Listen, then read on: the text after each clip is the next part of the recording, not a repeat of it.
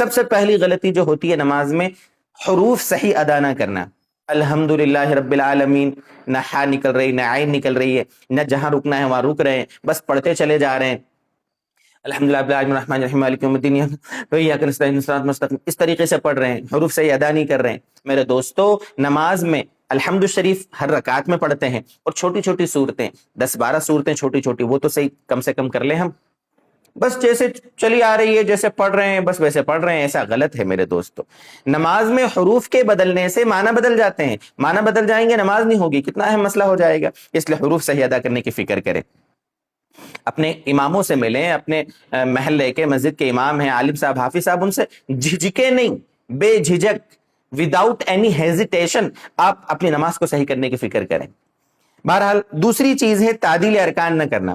رکوع سے اٹھے، سمع اللہ لمن حمدہ، اللہ اکبر کر کے سجدے میں چلے گئے، 1 سیکنڈ کم سے کم رکنا، ہمارے اعضاء صحیح اپنی جگہ پہنچ جائیں، یہ واجب ہے، اس کو تعدیل ارکان کہتے ہیں۔ سجدے میں گئے، اللہ اکبر، سجدے میں گئے، اللہ اکبر، اللہ اکبر، نہیں، دونوں سجدوں کے درمیان رکیں، سجدہ اطمینان سے کریں، رکوع اطمینان سے کریں، رکوع سے کھڑے ہو کر اطمینان سے کمر سیدھی کریں۔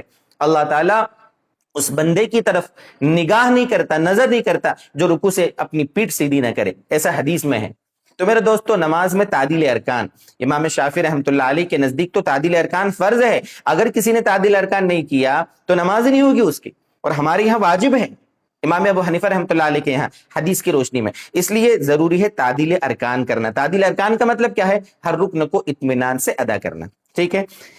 نمبر 3 یعنی تیسری غلطی ہوتی ہے، سجدے میں کوہنی زمین پہ ٹیک دیتے ہیں۔ یہ جو کوہنی ہوتی ہے سجدے میں زمین پہ ٹیک دیتے ہیں، یہ بھی مکروہ تحریمی ہے، اس لیے سجدے میں ہمارے پہلو ایسے، پہلو سے ہاتھ الگ رہیں اور زمین سے بھی ہماری کوہنیاں الگ رہیں، یہ سجدے کا طریقہ ہے مرد کے لیے۔ عورت کے لیے الگ مسئلہ ہے، عورت کے لیے الگ مسئلہ ہے، عورت کو اپنے آپ کو چھپانا ہے، اس کے لیے ستر اس میں ہے کہ وہ اپنے آپ کو چپکا دے زمین سے، یہ بھی ایک مستقل بحث ہے۔ لوگ یہاں پر بھی آ جاتے ہیں، کہتے ہیں کہ مرد عورتوں کی نماز میں فرق کہاں سے لائے؟ بھئی حدیث میں فرق موجود ہے، اپنے آپ کو زیادہ ہوشیار بن کے دیر شانے نہ بنے آپ، بلکہ علماء سے ملیں، ان سے سمجھیں کہ صحیح مسئلہ کیا ہے۔ خیر، اس پر بھی انشاءاللہ کبھی ویڈیو ریکارڈ کریں گے۔ چوتھی غلطی جو ہوتی ہے وہ یہ کہ سجدے میں ناک زمین پہ بہت سے لوگ نہیں ٹیکتے، پیشانی زمین پہ ٹیک دیتے ہیں اور ناک اوپر رہتی ہے، حالانکہ ناک کو بھی زمین پہ ٹیکنا سجدے میں واجب ہے، ضروری ہے۔ 5ویں غلطی، دوران نماز یعنی نماز کے دوران آواز کے ساتھ جمائی لینا۔ نماز پڑھ رہے، نماز پڑھتے پڑھتا شیطان ہنستا ہے، خوش ہوتا ہے، جمائی آ رہی ہے نا تو کنٹرول کریں، اپنے ہاتھ سے روکنے کی کوشش کریں یا دانت سے دانت دبا کر روکنے کی کوشش کریں، جمائی کو نماز میں آنے نہ دیں، یہ شیطان کا اثر ہوتا ہے۔ یا جمائی آئے تو فوراً آپ کھکاریں تو اس سے بھی کیا ہوتی ہے؟ جمائی ختم ہو جاتی ہے۔ تو نماز میں آواز کے ساتھ جمائی لینا یہ بھی نماز کی بہت بڑی غلطی ہے۔ 6ٹھی غلطی، نماز میں ٹخنے ڈھانپنا۔ جو ٹخنے ہوتے ہیں نا، ویسے بھی عام حالات میں مرد کے لیے ٹخنے ڈھانکنا یہ ناجائز ہے، گناہ ہے نا، اس کی وجہ سے انسان جہنم میں جائے گا، بخاری شریف کی روایت میں۔ تو جب عام حالات میں چلتے پھرتے اپنے آفس میں یا گھر میں ٹخنے ڈھانپنا مرد کے لیے جب حرام ہے تو نماز کے وقت کیوں حرام نہیں ہوگا؟ کسی غلط کام کے ساتھ نماز پڑھنا وہ بھی تو گناہ ہے نا۔ جیسے سونے کی انگوٹھی مرد کے لیے پہننا جائز نہیں ہے، اگر سونے کی انگوٹھی پہن کر مرد نماز پڑھے گا تو نماز بھی مکروہ ہوگی کہ نہیں ہوگی؟ اس لیے کہ وہ کراہت کے ساتھ نماز پڑھ رہا ہے۔ تو ایسے ٹخنے ڈھانک کر نماز پڑھنا بھی گناہ ہے، اس لیے پاجامہ اپنا ٹخنے کے اوپر ہی سلوائیں۔ اور اگر کسی کا لمبا پاجامہ ہے تو نماز پڑھتے وقت وہ اپنے پائچوں کو، اپنی موریوں کو موڑ لے۔ وہ آپ کہو کہ پائچے موڑ کر نماز پڑھنے کا تو منع ہے، وہ حدیث لوگوں نے غلط سمجھی ہے، جو پائچے مطلب یہ کہ موڑ کر نماز پڑھنے کے بارے میں لوگ جو بات بتائی جاتی ہے، یہاں تو ہم پائچے جو موڑ رہے ہیں گناہ سے بچنے کے لیے موڑ رہے ہیں، لیکن اتنی موٹی سی بات لوگوں کو سمجھ میں نہیں آتی۔ خیر بہرحال، تو ٹخنے کھلے رکھنا چاہیے نماز میں، یہ ضروری ہے، ٹخنے ڈھانک کر نماز پڑھیں گے تو گناہ ملے گا ہم کو۔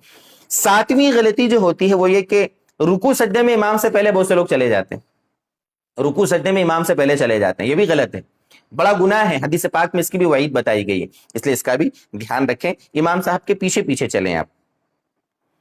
نمبر 8، 8ویں غلطی ہے، سجدے میں پاؤں زمین سے اٹھا لیتے ہیں بہت سارے لوگ۔ اگر سجدے میں دونوں پیر پورے اٹھے رہے تو نماز نہیں ہوگی، نماز ہوگی نہیں، لیکن اگر تھوڑی دیر کے لیے کسی نے اٹھائے واپس رکھ دیا، ایک پاؤں اٹھایا رکھ دیا، تو یہ بھی تو مکروہ تحریمی ہے، اس لیے پیر سجدے میں زمین سے نہ اٹھائیں، زمین پہ ٹکے رہنے دیں، بلکہ اچھے سے دبا کے رکھیں تاکہ پیروں کی انگلیوں کا رخ قبلے کی طرف ہو جاوے، یہ سنت ہے۔ بہت سارے لوگ صرف ایسے پیر رکھ دیتے ہیں، تو صرف پیر رکھنا نہیں ہے بلکہ پیروں کو زمین پہ ٹکا کے انگلیوں کا رخ قبلے کی طرف کرنا ہے۔ یہ 8ویں غلطی۔ 9ویں غلطی، نماز میں اگر کسی کا موبائل غلطی سے بج جاوے، ہے نا، گھنٹی بج جاوے، فون آ جاوے، تو اس کو بجنے دیتے ہیں، ایسا نہ کریں۔ نماز پڑھ رہے ہیں، فون آپ کا ادھر رکھا ہوا ہے، ادھر رکھا ہوا کہیں پر، یا ادھر رکھا ہوا ہے، تو نماز پڑھتے پڑھتے آپ موبائل کی جو گھنٹی ہے اس کو بند کر دیں، یا اس طرف ہے تو اس کو تھوڑا سا بند کر دیں۔ دوسروں کی نماز ڈسٹرب تو نہیں ہوگی، اگرچہ آپ کا یہ عمل مکروہ ہے نماز میں، لیکن آپ دوسروں کی نماز میں خلل ڈالنے سے آپ حفاظت کر رہے ہو، تو اس کو فوراً بند کر دیا کریں۔ اور سب سے بہتر تو یہی ہے کہ اچھے سے آپ نماز شروع ہونے سے پہلے موبائل کو سائلنٹ کر دیں یا بند کر دیں۔ تو یہ ہوئی 9ویں غلطی۔ اور 10ویں غلطی، نماز کے بعد دعا کا اہتمام نہ کرنا۔ اس کا بھی تعلق نماز سے ہے۔ ہمارے نبی صلی اللہ علیہ وسلم نے اس نماز کو ناقص نماز بتایا ہے جس نماز کے بعد دعا نہ کی جاوے، اس لیے نماز کے بعد دعا کا اہتمام ہو۔ نماز کے بعد، خاص طور سے فرض نماز کے بعد تو دعا قبول ہوتی ہے، بہترین وقت ہے قبولیت کا، اس لیے میرے دوستو نماز کے بعد دعا بھی ہم مانگا کریں، صرف رسم نہ نبھایا کریں۔